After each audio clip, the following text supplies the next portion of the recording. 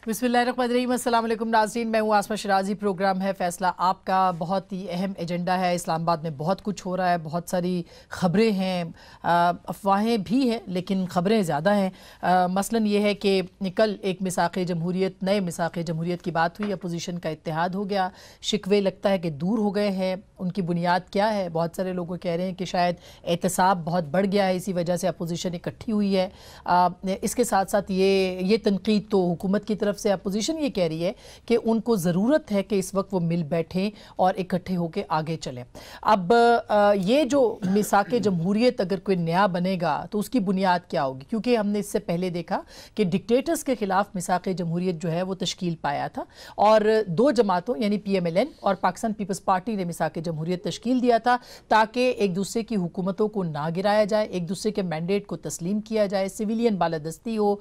बहुत सारी ऐसी बातें थी जो कि उसके अंदर मौजूद थी। बहुत सौ पे अमल हुआ, बहुत सौ पे नहीं हुआ। क्या वो होगा, नहीं होगा, ये एक अहम सवाल है। इसके ऊपर हम ज़रूर बात करेंगे। इस इत्तेहाद का वजूद कितनी देर बरकरार रहेगा नहीं रहेगा, ये भी एक अहम सवाल है। इसके साथ साथ कुछ हुकूमत के अंदर भी मामला जो हैं इस अपोजिशन इत्तेहाद के बाद वो ख़राब हुए हैं। आज पार्लिमानी कमेटी का इजलास था, वज़ीर आज़म उस पर नहीं आए, या वज़ीर ख़जाना साहब को ही कह दिया गया कि वो ब्रीफिंग दे दें। वो आज के इजलास में क्यों नहीं आए? और बहुत बड़ी तादाद में लोग नहीं थे इस ब्रीफिंग के अंदर हुकूमती जमात के अंदर से, ताहम जो थे उन्होंने भी शिकवों के अंबार लगा दिए, बहुत शिकवे किए, और ये यहाँ तक कहा गया कि 5 महीनों के अंदर वफाकी वज़रा तक जो हैं वो MNA से नहीं मिलते, और इनमें बड़ी तादाद जनूबी पंजाब की थी। ये बात ज़रूर नोट की जाए कि जनूबी पंजाब के अराकीन जो थे उन्होंने बहुत ज़्यादा शिकवे शिकायतें की हैं।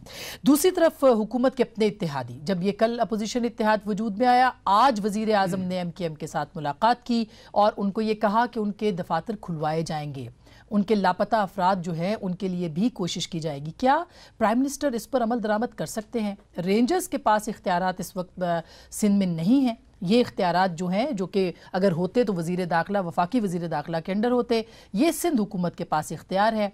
होगा कि नहीं होगा, दफातर खुलवाए जाएंगे कि नहीं, ये भी एक अहम सवाल है। जो दूसरे बड़े इत्तेहादी हैं, जो कि इत्तेहादी नहीं लेकिन उन्होंने वज़ीर आज़म का साथ ज़रूर दिया, जनाब सरदार अख्तर मैंगल साहब, आज आपने उनकी प्रेस कॉन्फ्रेंस भी सुनी, उनके शिकवे भी सुने। 6 नुकात, उनमें से एक नुक्ते के ऊपर भी अमल दरामद नहीं हुआ। जो कमेटी बनाई गई, जो वादे उनसे किए गए, वो भी पूरे नहीं हुए। तो क्या अख्तर मैंगल साहब, जिनके कल 2 अरकान ने शिरकत भी की अपोजिशन इत्तेहाद में, वो क्या सोच रहे हैं? कितना अहम होगा ये जानना, ये बहुत इम्पॉर्टेंट है।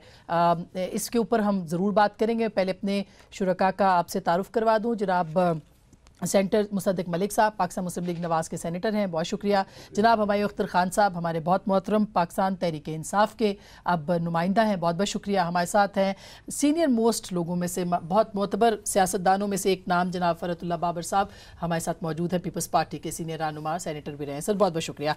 मेरे साथ इस वक्त मौजूद हैं BNP मैंगल के सरबराह जनाब सरदार अख्तर मैंगल साहब। उनसे जानते हैं कि वो क्या सोच रहे हैं। सर अस्सलाम वालेकुम। मैंगल साहब, आपकी आज की जो प्रेस ब्रीफिंग थी उसने तो कोई ख़तरे की घंटी सी बजा दी है। शिकवे बहुत बढ़ गए हैं कि आपको प्रेस में आके कहना पड़ा, या आप समझते हैं कि हुकूमत आपके जो मुतालबे हैं वो पूरे करने की पोजीशन में है अभी भी? बड़ी नवाजिश आपकी। असल में जो हमारा सेंट्रल कमेटी का जो इजलास था, वो कोई शायद उसको लोग समझेंगे कि ये हमारा हंगामी इजलास था। ये हंगामी नहीं था, बल्कि एक रूटीन हमारा इजलास था। ज़ाहिर फिर इस दौरान जो इश्यूज थे और जिन इश्यूज की बुनियाद पर हमारा और PTI के साथ एक याददाश्त जो थी उस पर दस्तखत हुए थे, वो मसले भी ज़ाहिर बहस आने थे। और बिलखुसूस उस वक्त पर जहाँ पर जिस वक्त अपोजिशन भी इकट्ठी हुई है और दूसरे काफ़ी जो मसाइल वो ज़ाहिर बहस आ रहे हैं, तो चूंकि हम अपनी पार्टी के सामने जो जवाबदेह होते हैं, चाहे हमारे सदर हों या अरकान पार्लियामेंट हो, वो हर मसले पर जो है अपनी पार्टी के सामने जवाबदेह होते हैं। अब जो हमारे सामने ये जो सवाल रखे गए कि जो मुआहदात हुए हैं, क्योंकि इससे पहले भी हमारे जो मुख्तलिफ इलाकों से लोग यही सवाल करते थे कि आपने जो मुआहदात किए हैं उसमें से कितने हल हुए?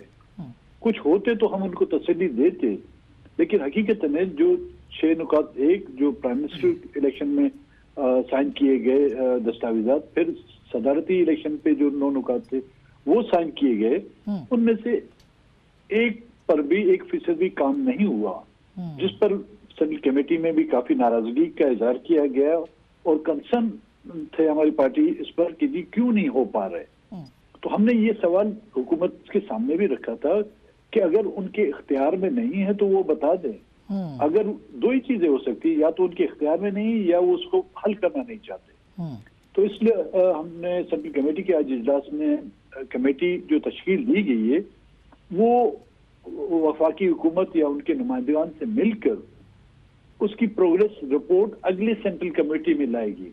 अगर जाहिर है अगली सेंट्रल कमेटी में कुछ पॉजिटिव प्रोग्रेस हुई तो उस पर फैसला किया जा सकता है। अगर सर सॉरी कता कलामी माफ सर, सेंट्रल एग्जीक्यूटिव कमेटी का इजलास आपने अभी से तारीख उसकी तय कर दी है या अभी आपने? नहीं, वो हमारा हर वैसे तो रूटीन में 3 महीने में होता है, कभी कभी इमरजेंसी में हम उसको हंगामी सूरत में बुला भी सकते हैं। ठीक, तो जो आपके मुतालबात हैं, लापता अफराद की बाजियाबी, आपके हैं अफगान मुहाजिरीन से मुतालिक, आपके हैं जितने वहाँ पे डेमोग्राफी चेंज हो रही है या उसके हवाले से, तो जो मोटे मोटे मुतालबात सर हमें पता है वो आपको लगता है वज़ीर आज़म के इख्तियार में है? मैडम देखें, सबसे बड़ा जो इशू है वो है मिसिंग पर्सन्स का।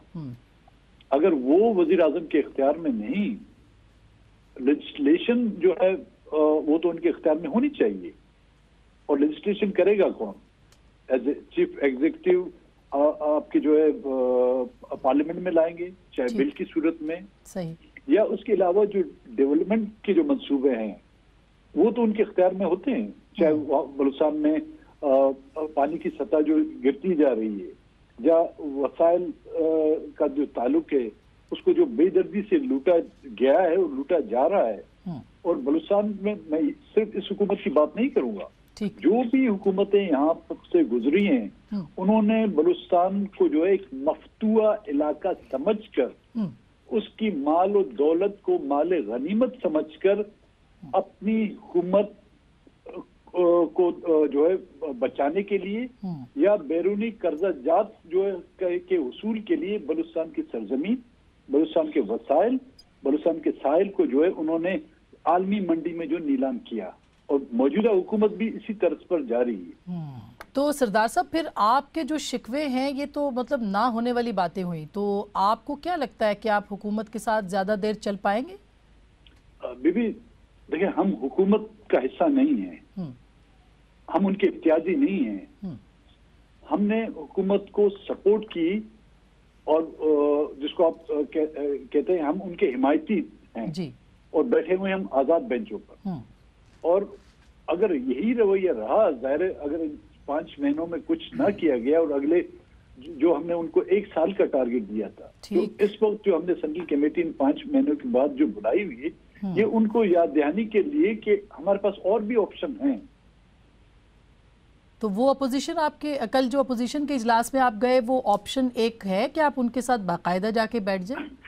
देखें, अपोजिशन का जो कल का जो इजलास था, मैं समझता हूँ being a democratic person and being a democratic parties head, हमने हमेशा डेमोक्रेटिक इदारों की मजबूती चाहिए, चाहे डेमोक्रेटिक की जो अपने आप को हमसे बड़ी ताकत समझने वाले, उन्होंने जो है अपने फैसलों में जो है ना खुद अपने जमहूरी इदारों को जो है अपाज कर दिया। मिलिट्री कोर्ट के बिल जो है वो उन्हीं डेमोक्रेटिक फोर्सेस लाए थे। मिलिट्री कोर्ट्स के फैसले, हालांकि हमारा एक वोट था, लेकिन हम ये जानते थे कि हमारे उस वोट से उस पर उसकी मिलिट्री कोर्ट की सेहत पर कोई असर नहीं होगा। ठीक, लेकिन एक जमहूरी पार्टी के होते हुए हमने अपना असूली मौक़िफ़ इख्तियार किया और हमने उसका साथ नहीं दिया। और हम चाहते हैं कि डेमोक्रेटिक फोर्सेस मजबूत हों, डेमोक्रेटिक इंस्टीट्यूशन मजबूत हों। उसके लिए तमाम पॉलिटिकल पार्टियां जो अपने आप को डेमोक्रेटिक कहती हैं, उनको जो है इस पर स्टैंड लेना होगा और अपने जाती पसंद या नापसंद या अपने जाती मफादात को जो है یک طرف کر کے اس کے لیے جو قربانی دینی ہوگی. سر بہت بہت شکریہ سردار صاحب، آپ نے بہت اہم باتیں بھی کی ہیں اور بہت اہم وقت بھی دیا ہے. بابر صاحب 1 سال کا وقت انہوں نے کہا، ان میں سے 5 مہینے ہو گئے، 7 مہینے اور سمجھ لیجئے آپ کے انہوں نے دیے ہیں حکومت کو. آپ کو کیا لگتا ہے سر کہ کیا ہوگا؟ میں سمجھتا ہوں کہ جب یہ پی ٹی آئی کی گورنمنٹ آئی تو ہمیں یہ یقین تھا آلموسٹ کہ انہوں نے کوئی ڈھانچہ بنایا ہوگا، کوئی ان کے سامنے پلان ہوگا، سٹرکچر ہوگا. اور جب عمران خان صاحب کی پہلی تقریر ہوئی تو ہم نے بڑے غور سے سنی. ہم نے کہا اب یہ اعلان کرے گا. ہم ڈس اپوائنٹ ہو گئے کہ ان کے ہاں کوئی تیاری نہیں تھی. اب کیا ہوگا؟ چونکہ تیاری کوئی نہیں ہے اور یہ ڈائریکشن لیس ہے، تو ہم نے اپنی پارٹی میں پہلے کہا کہ اب دیکھیں کیا کرنا چاہیے. ہم عمران خان کی حکومت کو گرانا نہیں چاہتے، بیکاز اس کی وجہ یہ ہے کہ اگر ہم گرائیں گے تو الزام ہمارے اوپر آئے گا اور فیوچر ول بی انسرٹن. یہ خود گرنے والی ہے.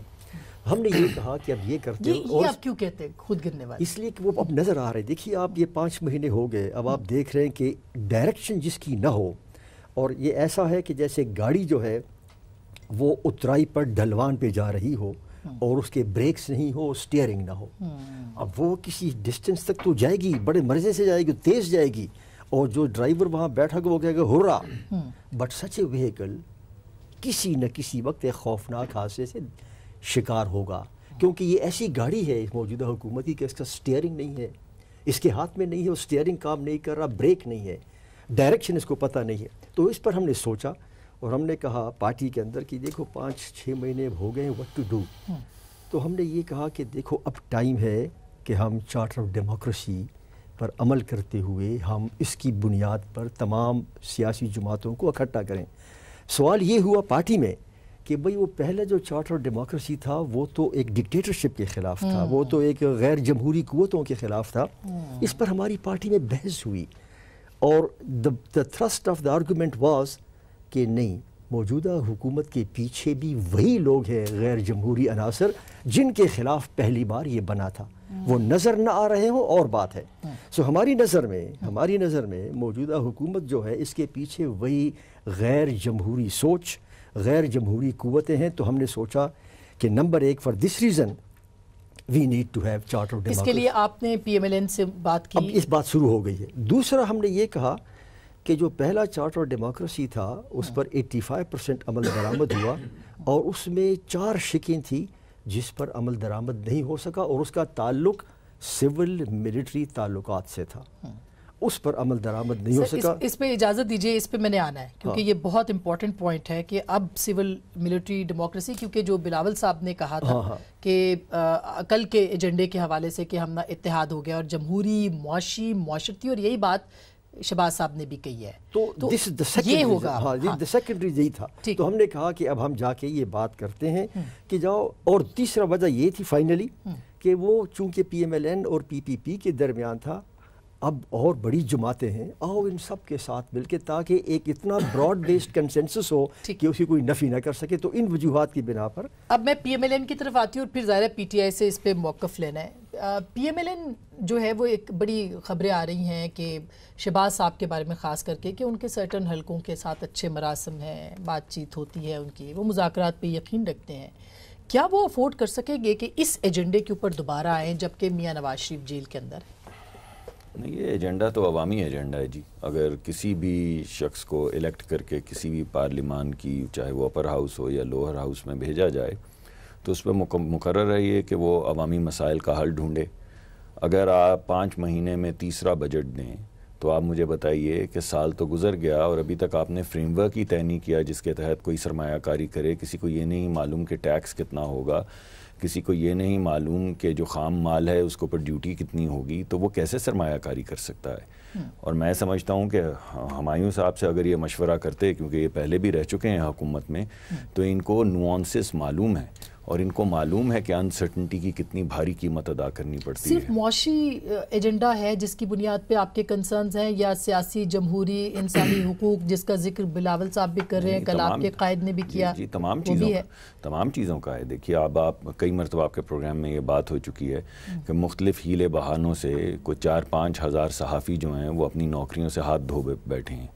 مختلف ادارے جو ہیں ان کو انفلوئنس کیا جا رہا ہے، کسی کا وہ ایڈورٹائزنگ بجٹ جو ہے وہ کاٹا جا رہا ہے، کسی کے ساتھ کوئی اور دھونس دھاندلی کی جا رہی ہے. مجھے نہیں معلوم اس میں کتنی صداقت ہے، مگر سننے میں آیا ہے کہ کچھ اداروں کو نیب نوٹسز بھی دیے جا رہے ہیں.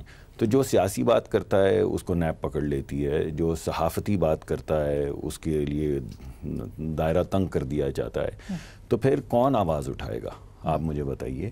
یہ مقرر نہیں ہے کہ ہم یہ تمام باتیں جو میں آپ کے پروگرام پہ کر رہا ہوں، آپ کے قیادتوں کے اوپر بھی ضرور ہوں گے، وہ بھی ایک وجہ بنی کہ آپ دیکھیے یہ بات تو کل واضح شکل میں کہہ دی گئی کہ اس میں کوئی ابہام نہ رہے کہ اس کا تعلق یہ جو بھی الحاق ہوا ہے یا جو بھی آپ چارٹر اور نیا چارٹر کہہ رہی ہیں آپ اسے، اس کا کوئی تعلق نہیں ہے نیب کے کیسز سے.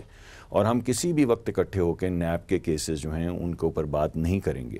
نیب پہ بات کر سکتے ہیں، حقوق پہ بات کر سکتے ہیں، جمہوریت پہ بات کر سکتے ہیں، اقتصادیات پہ بات کر سکتے ہیں. نیا آنے والا جو بجٹ ہے اس پہ ہم کیا پوزیشن لیں؟ آپ مجھے بتائیے کہ تیسرا بجٹ 5 مہینے میں، تو آخر ہم نے کوئی متفقہ پوزیشن تو ہمیں لینی ہوگی نا، تاکہ ہم بہتری کی طرف ملک کو لے جا سکیں. تو میرے خیال میں ان تمام چیزوں پہ بحث بھی ہوگی، ہم ان پہ بات بھی کریں گے، اور ان پہ we are going to dig our hell as well. اچھا ہمارے صاحب، اب یہی وہ باتیں ہیں جس یعنی حکومت کی کارکردگی اور پرفارمنس وہ واحد وجہ ہے جس کی بنیاد پہ اپوزیشن اکٹھی ہو گئی ہے. اور آج آپ نے دیکھا پرائم منسٹر نے دوسری دفعہ ایم کیو ایم سے بھی ملاقات کر لی ہے، آج انہوں نے مطلب بہت سارے لوگوں سے بات بھی کی ہے. تو مطلب کیوں حکومت کو کے لیے ضروری تھا کہ اپوزیشن اکٹھی ہو؟ میرا یہ خیال نہیں ہے کہ جو ایجنڈا آپ نے ابھی بیان کیا ہے وہ ہے. سب سے پہلے تو مجھے ابھی تک یہ صحیح معلوم نہیں ہے کہ چارٹر آف ڈیموکریسی کی جو میٹنگ ہوئی ہے کل، اس میں آبجیکٹیوز کیا بنے ہیں، مجھے معلوم نہیں ہے، نہ ہی سامنے آئے ہیں. تیسرا، جہاں یہ بالکل وہی قوتیں اور ادارے ہیں جو پاکستان میں ہمیشہ رہے ہیں، اور ہر الیکشن کے بعد کم از کم مجھے 30 سال ہو گئے ہیں اس پولیٹیکل ارینا میں بالکل یہی باتیں سنتا ہوں کہ جو 1990 میں جو حکومت بنی اس کے خلاف کچھ ادارے مل گئے، 1993 میں جو حکومت بنی پیپل پارٹی کے اس کے ساتھ ادارے مل گئے، 1997 میں مل گئے. ہر الیکشن میں یہ 2008 تک کی حکومت میں یہ باتیں قیاس آرائیاں ہوتی ہیں، 2013 میں ہوئیں یہ، تو یہ ہمیشہ ہوتی ہیں. ہاں اگر ہم سیاسی پارٹیاں بیٹھ کے اس پہ گفتگو کرنا چاہیں تو اچھی بات ہے، ورنہ ہم تو سارے عام طور پہ موقع کی تلاش میں ہوتے ہیں کہ جس کا جو داؤ لگا وہ لگا گیا. دوسرا یہ ہے کہ چارٹر آف ڈیموکریسی کی سیاسی پارٹیاں جب میٹنگ کریں تو میں ضرور ان کو کہوں گا کہ چارٹر آف اکانومی کی بھی بات کر لیں. برا حال ہے اس ملک کی اکانومی کا، سیکیورٹی کی بھی بات کر لیں. دیکھیے اس ملک کی اکانومی میں ایک سٹرکچرل پرابلم، ہمارا سیونگز ریٹ بہت لو ہے اور ہمارے اس کے نتیجے میں انویسٹمنٹ کم ہوتی ہے، اس سے گروتھ ہماری کم ہوتی ہے. اب پاکستان کی تاریخ میں جس پارٹی نے آ کے بڑی کوشش کی ہے کہ اب میں گروتھ بڑھاؤں، یہ کروں وہ کروں، وہ ایکسپورٹس کے ذریعے یا فارن ڈائریکٹ انویسٹمنٹ کے ذریعے اپنی سیونگ بڑھا نہیں سکی ہائر گروتھ کے لیے. گروتھ ہمیشہ جس کو کہتے ہیں ایکسٹرنل لونز، جو کہ ہائی کاسٹ لونز آج کل ملتے ہیں، اس پہ وہ گروتھ ہوتی ہے، اور اس کے گروتھ کے نتیجے میں 4-5 سال یہ دیکھیں نا، مشرف صاحب کے دور میں ہم 8.4% پہ پہنچ گئے تھے، ابھی پی ایم ایل این تو 5.8 پہنچے. اس کے بعد پیپل پارٹی کو وہی مسائل کا سامنا آیا، 2008 میں ان کو IMF کے پاس جانا پڑا، نواز شریف صاحب کو 2013 میں جانا پڑا، اب ہمیں جانا پڑ رہا ہے. اب ہماری ایک پوری کوشش یہ ہے کہ یہ جو سٹرکچرل فالٹ ہے پاکستان کی اکانومی میں، اس کو کسی طریقے سے دور کیا جا سکے تاکہ ہم اپنی اکانومی کو ایکسپورٹس کی طرف لگائیں، جو کہ آپ دیکھ رہی ہیں ایکسپورٹس میں اب بہتری آ رہی ہے، اور ٹیرفز بھی نئے آئے ہیں. بجٹ میرے دوست مصدق نے کہا بجٹ دیکھیے پاکستان کی تاریخ کا سب سے بڑا کرنٹ، ایک دو اور چیز، پاکستان کی تاریخ کا سب سے بڑا current account deficit 6% of G D P, $19 billion 1 جولائی کو ایگزسٹ کرتا تھا. وہ ہمارا بنایا ہوا تو نہیں تھا. اچھا یہ بالکل. اچھا ابھی سپریم کورٹ نے، جیسے اپوزیشن کی بات ہو رہی تھی، تو ابھی سپریم کورٹ کا تفصیلی حکم آیا کہ اس میں مراد علی شاہ صاحب کا اور بلاول صاحب کا نام نکالنے کا حکم تحریری طور پر دے دیا ہے. اچھی بات سر، مگر یہ فیصلے جب ہوتے ہیں اور نہیں پہلے کیوں نہیں نکالا گیا؟ وربلی بھی اگر کہا تھا سپریم کورٹ نے، اور آج قومی اسمبلی کے اندر کافی بحث ہوئی ہے اس کے اوپر. اس میں میلا فائڈ انٹینٹ میرا خیال نہیں تھا. اس میں پاکستان کی کابینہ میں یہ فیصلہ اب ہوتا ہے. GIT جو کہ سپریم کورٹ نے بنائی تھی اس کی ریکمنڈیشن تھی, پاکستان کی کابینہ نے فیصلہ کیا, انہوں نے ڈسکریمنیشن نہیں کی, انہوں نے کہا سارے آ جائیں. وہ صحیح تھا غلط تھا وہ تو قوم بتائے گی. سپریم کورٹ کی آبزرویشن یہ تھی کہ ان دو کو نکال دو. وہ ایک انٹیریئر منسٹری کی کمیٹی کے پاس کی, اس کمیٹی کی سفارشات میں آیا کہ جی 20 بندے نکال دو. انہوں نے کہا کہ جی ڈیٹیلڈ سپریم کورٹ کے آرڈر کا انتظار کر لیں اور اس کے بعد ہم فیصلہ کر دیں. اچھا, وہ سپریم کورٹ نے برہمی کا اظہار کیا کہ ڈالا ہی کیوں؟ بہرحال میں اس پہ بات کرتی ہوں. مجھے اسی خبر کی وجہ سے ایک بریک لینی پڑ رہی ہے. ایک چھوٹی سی بریک, واپس آتے ہیں, ہمارے ساتھ رہیے گا. ویلکم بیک ناظرین, ایک دفعہ پھر خوش آمدید کہتے ہیں. بابر صاحب, اب یہ جو نیا چارٹر آف ڈیموکریسی جس پہ ہمارے اختر خان صاحب نے بھی کہا کہ یہ بن رہا ہے, اس کی یہ مبہم ہے, اس کے بارے میں بہت سارا ایجنڈا آپ کا واضح نہیں ہے. جمہوری, سیاسی اور معاشی ایجنڈا, اس کو آپ کیسے ڈیفائن کریں گے سر؟ میں آپ کی یہ چارٹر آف ڈیموکریسی کی بات کرنے سے پہلے جو ہمایون اختر صاحب نے کہا کہ یہ الزامات پہلے بھی لگتے رہے کہ یہ الیکشن بھی ریگڈ تھا, وہ بھی ریگڈ تھا, اور یہ اب کے بار بھی ایسا ہے, یہ درست ہے. پاکستان کا مسئلہ رہا ہے مینیپولیٹڈ پاور ٹرانسفر کا, لیکن اب کے بار جوہری تبدیلی آئی ہے, اور وہ یہ ہے کہ پہلے کبھی ایسا نہیں ہوا تھا کہ فوجی جوان پولنگ سٹیشن کے اندر ہو. It happened for the first time. پہلے ایسا نہیں ہوا تھا کہ فوج کی تعداد یکدم 2013 میں جتنی تھی اس سے دگنی کر دی جائے, اور پہلے ایسا کبھی نہیں ہوا تھا کہ 95% فارم 45 جو ہیں ان پر دستخط نہ ہوں. تو یہ ایک جوہری تبدیلی ہے. ابھی آپ نے چارٹر ڈیموکریسی کو اور آپ نے پوچھا کیا وجہ ہے. وجہ یہ ہے کہ جو چارٹر ڈیموکریسی اس پر ابھی کوئی پیش رفت نہیں ہوئی ابھی تک, لیکن بات چیت اب ہوگی, اور چیئرمین PPP نے بلاول صاحب نے کہہ دیا ہے, اور یہ اب ہم اپوزیشن جماعتوں کے ساتھ اس موضوع کو آگے لے کے چلیں گے. اب کی وجہ کیا ہے, وائی؟ میں نے جیسے پہلے عرض کیا کہ چارٹر ڈیموکریسی جو پہلے والا تھا اس میں 4 شقیں ایسی ہیں جس کا تعلق سول ملٹری ریلیشن شپ سے ہے, اور ان پر عمل درآمد بوجوہ نہیں ہو سکا.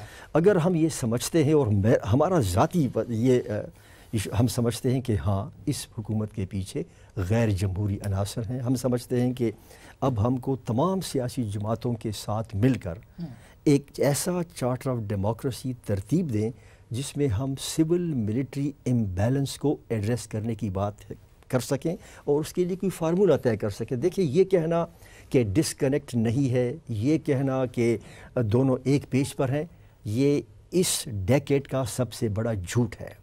They are not on the same page. They are not at all on the same page.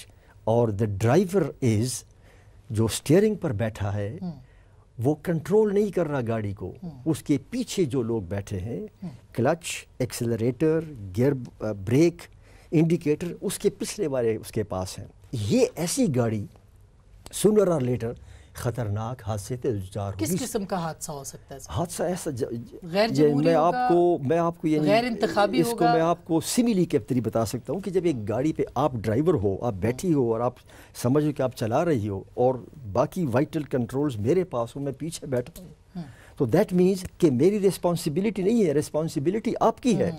پکڑا تو ڈرائیور جائے گا, پکڑا تو ڈرائیور جائے گا. تو ایسی ریاست اور ایسی گاڑی ایک خوفناک حادثے کی طرف جا رہی ہے. یہ میں برملا کہتا ہوں. اس لیے ہم کو سول ملٹری ڈسکنیکٹ کا ایشو ایڈریس کرنا ہوگا. دوسرا ویری امپورٹنٹ, دوسرا یہ ہے کہ آپ یہ بھی تو دیکھیے, سب کے اوپر یہ الزام لگتا ہے کہ جی اس نے پلاٹ لیے, اس نے زمینیں لی, اس نے یہ کیا. کرپشن کی سر, کرپشن بھی تو not only corruption, the distribution of the state land. اور یہ چارٹر آف ڈیموکریسی میں پہلے تھا کہ وہ جو تمام الاٹمنٹس ہوئی ہیں جن لوگوں کو, یہ نہیں کہا گیا کہ واپس کرو, یہ نہیں کہا, یہ کہا گیا کہ اس کو ریویو کرو. ہم سمجھتے ہیں کہ یہ جو ریاست میں جو زمینوں کی تقسیم ہوئی ہے اور ہو رہی ہے, اس کو حقیقت یہ ہے کہ اس کو ریوزٹ کرنا پڑے گا. میں آپ کو بتاؤں جی, اور آپ کی اس پروگرام کی وساطت سب کو بتا دوں کہ ہم نے پارلیمان میں ایک سوال کیا کہ ایک انتہائی سینئر عہدیدار کو سیکیورٹی سروسز کے, اس کو 90 ایکڑ زمین کیسے ملی, یہ کیا قانون ہے, کیا طریقہ ہے؟ اگر اسی طرح آپ دیتے رہے 90 ایکڑ زمین تو چند سال بعد زمین بچے گی نہیں. تو اس کا جواب ہمارے پاس ٹویٹ کے ذریعے آیا اور کہا کہ یہ تو آئین کے اندر ہے، ہم نے آئین کے تحت یہ کیا ہے، اور خبردار ایسی بات نہ کرو، ایسی بات جب کرتے ہو تو اس سے اداروں کے درمیان تصادم ہوتا ہے۔ ہم نے آج تک میں آئین کا وہ کلاس دیکھنے کی کوشش کر رہا ہوں کہ وہ کون سا آرٹیکل ہے۔ اچھا یہ اب بالکل مصدق صاحب جیسے یہ بات ہو رہی ہے، لیکن اصل بات تو یہ ہے کہ سیاسی جماعتوں کے اندر ہمیشہ اختلاف رہا، خاص کر کے اپوزیشن کے۔ آپ نے ابھی دیکھا جب یہ پرائم منسٹر کا انتخاب تھا اور یہ حکومت وجود میں آئی، میٹنگز ہوتی رہیں لیکن اپوزیشن ایک پیج پہ نہیں آئی۔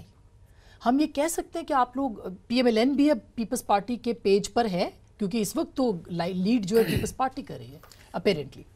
دیکھیے میرے خیال میں تو ابھی بھی بہت سے ایسے معاملات ہوں گے جس پہ ہمارا بالکل اتفاق رائے نہیں ہوگا۔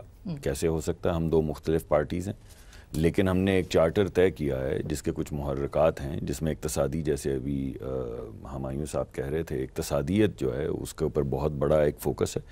جو جمہوری نظام کے اندر چیزیں ہیں ان کا اندیہ آپ کو فرت اللہ بابر صاحب نے دے دیا۔ یہ بڑی سنگین چیزیں ہیں، میں آپ کو 3-4 اور اس حادثہ جس کا انہوں نے ذکر کیا ہے اس کے محرکات بتا سکتا ہوں۔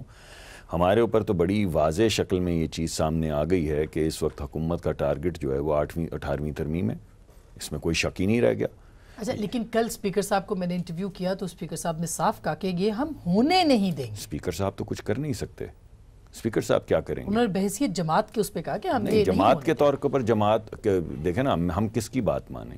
جماعت کے ترجمان جو ہیں وہ اس وقت حکومت کے ترجمان جو ہیں وہ چودھری فواد صاحب ہیں، وہ برملا کہتے ہیں۔ یہ حکومت کی اکائی ایکسپریس ہوتی ہے کابینہ کے اندر، پوری کابینہ جب کچھ کوئی بھی کابینہ کا وزیر کہتا ہے تو حکومت بول رہی ہوتی ہے۔ فیصل واوڈا صاحب اسے کالا قانون کہہ چکے ہیں۔ خیر فیصل واوڈا صاحب تو اپنے اتحادیوں کو سانپ کا بچہ اور دودھ پلانے کا ذکر کر چکے ہیں ایم کیو ایم کے حوالے سے۔ مینگل صاحب سے شاید وہ نہیں ہے اس طرح کی اس طرز میں گفتگو کر پائے یا کرتے، لیکن باقی اتحادیوں کو تو سانپ کا بچہ، دودھ پلانا اب نہیں پلایا جائے گا، تو آپ کیا پلا رہے ہیں اگر دودھ نہیں پلا رہے؟ اور کس سانپ کے بچے کو اتحاد کرتے ہیں آپ سانپ کے بچے سے؟ چھوڑیں ان باتوں کو۔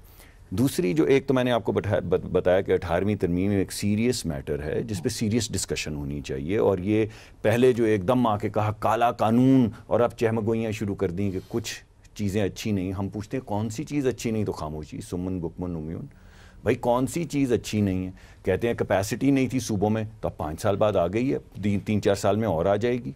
اسی طرح جو روش ہے اس سے ون پارٹی رول یا فیشسٹ ٹینڈنسیز جو ہیں اس حکومت کی نظر آ رہی ہیں، جمہوری انداز نہیں ہے اس حکومت کا۔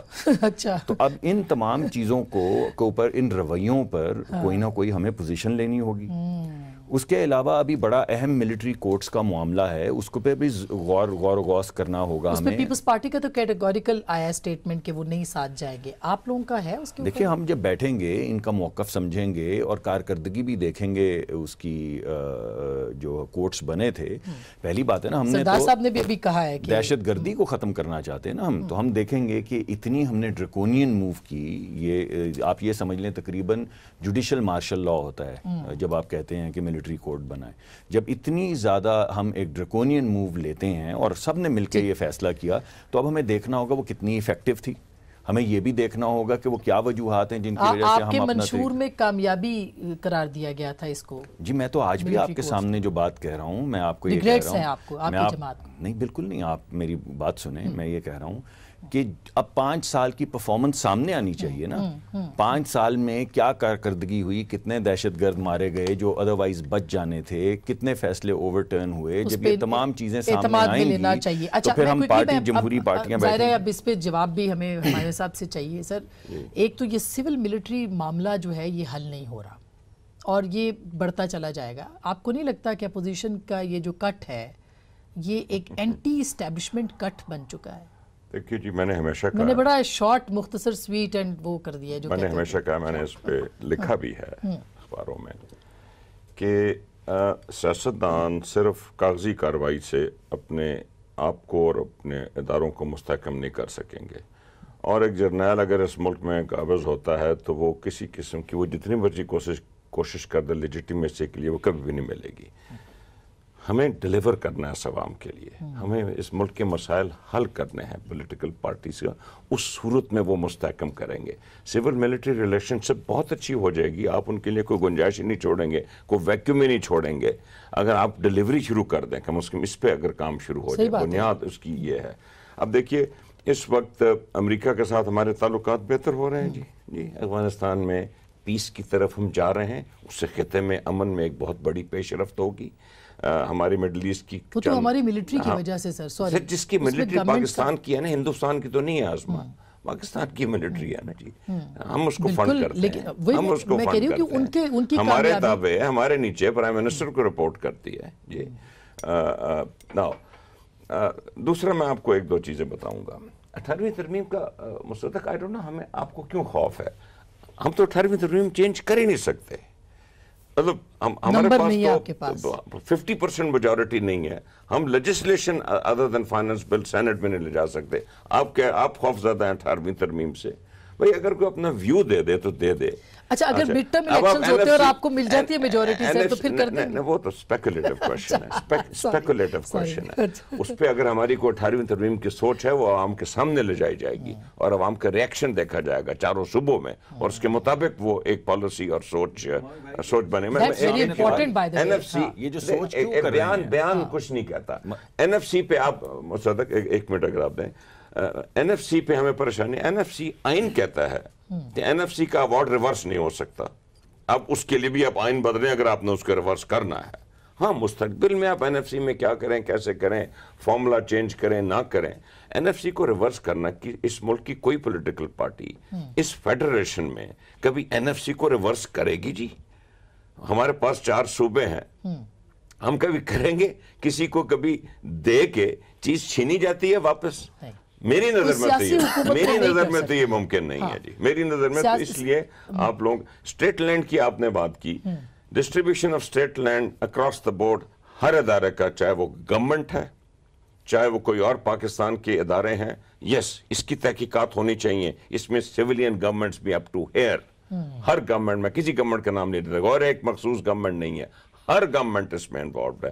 ضرور کیجئے, لیکن کم از کم جو ہمارے سیکیورٹی کے ادارے ہیں, فوج ہوگی, پولیس ہوگی, رینجرز ہوگی, وہ دیتے سے جو شہید ہو جاتے ہیں ان کے بچوں کے لیے, ان کی بیواؤں کے لیے, ان کے جو یتیم بچے ہیں ان کو ضرور اسٹیٹ لینڈ دیا جاتا ہے. تو یہ ساری چیز جو ہیں ہم اس کو دیکھ لیتے ہیں اور آپس میں بیٹھ کے اس کے بارے میں ملٹری کورٹس ہے. ملٹری کورٹس اس ملک میں اس لیے آتے ہیں آسما کہ دہشت گردی کے خلاف جنگ ہو رہی تھی اور ہمارا پروسیکیوشن سسٹم ناکام ہے. ہمارا پروسیکیوشن سسٹم نے جو پکڑا گیا ایک کنوکشن نہیں ہوئی, ایک بھی نہیں ہوئی. چلیں آج مصدق اچھا ہوا ہے برا ہوا ہے, کنوکشنز تو ہو رہی ہیں, اس میں سے کچھ شاید غلط ہوئی ہو, اس کو کورٹس آئیڈینٹیفائی کر رہے ہیں. ہمیں چاہیے تھا 2 آپ نے ایکسٹینشنز کی ہیں اس کی 4 سال میں. اس میں ہم نے پروسیکیوشن سسٹم, نون کی حکومت ابھی گزری ہے 5 سال کی, پروسیکیوشن سسٹم میں کیا امپروومنٹ لائے ہیں, کوئی مجھے بتا سکتا ہے؟ اگر امپروومنٹ ہم لائے ہوں اور ہم کہیں کہ اس امپروومنٹ کی بنا پہ ہم مستقبل میں بہت اچھا کردار ادا کریں گے.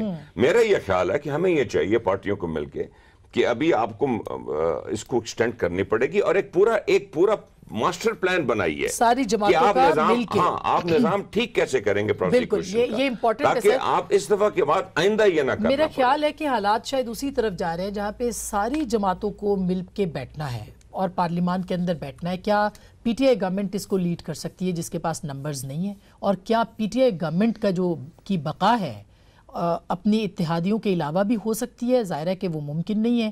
تو کیسے یہ سب چلے گا اور کیا وہ اگر نہیں کر سکتے تو آگے جا کے کیا ہو سکتا ہے؟ جس ایکسیڈنٹ کی بات کی ہے بابر صاحب نے, اللہ نہ کرے کہ ایسا ہو, لیکن خطرات بہرحال موجود ہے. بریک کے بعد اس پہ بات کریں گے, ہمارے ساتھ رہے گا. ویلکم بیک ناظرین, ایک دفعہ پھر آپ کو خوش آمدید کہتے ہیں. میں بات کر رہی تھی جو معاملات ہیں ابھی مصدق صاحب, آپ نے بھی اتنی دیر ظاہر ہے حکومت میں آپ لوگ رہے ہیں, کیا لگ رہا ہے آپ کو؟ یعنی یہ بڑی پریشان کن بات ہے کہ اتنی پولرائزیشن ہو جائے, پولیٹیکل پارٹیاں بھی, میڈیا بھی, ایک کیوس سا ہے, یہ سسٹم کو مضبوط تو نہیں کرے گا؟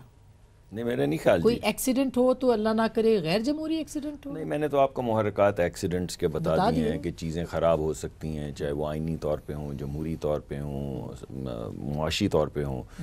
میرا ذاتی خیال یہ ہے کہ میرا مشورہ، اگرچہ میں کون ہوتا ہوں مشورہ دینے والا، لیکن آپ نے پوچھ لیا، تو میرے خیال میں حکومت کو اپنے بیانیے کے اندر تھوڑا سا استعدال جو ہے پیدا کرنا چاہیے، تھوڑی سی متانت پیدا کرنی چاہیے. میں نہیں دیتا، میں سمجھتا ہوں کہ اپوزیشن لیڈر اگر کنٹینر پہ کہیں کہ یو ٹرن لینا اچھی بات ہے تو کوئی بات نہیں، چلیں آپ نے کہہ دیا جذبات میں، مگر جب وزیر اعظم کہیں کہ میری بات کو مت ماننا، جو میں کہہ رہا ہوں میں اس سے کسی بھی وقت بدل سکتا ہوں، اور یہ ایک لیڈر کی صفت ہونی چاہیے کہ وہ یو ٹرن لے، تو میں سمجھتا ہوں لوگوں میں کانفیڈنس لوز ہوتا ہے.